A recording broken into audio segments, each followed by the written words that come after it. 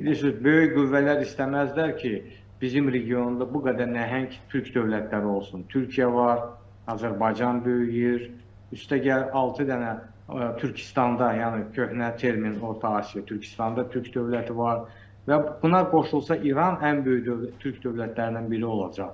Onda Qərb burada nə edəcək? Qərb bütün dayaqlarını, burada istismar elədiyi qaz, neft, logistikanın hamısını itirə bilər.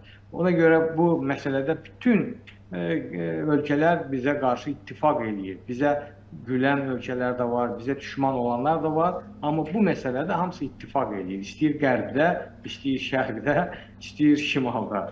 Ona görə biraz yəni bu proseslər çox çətin və vaxt aparanda hər dəfə də dediyim kimi 4 dəfə inqilab olub.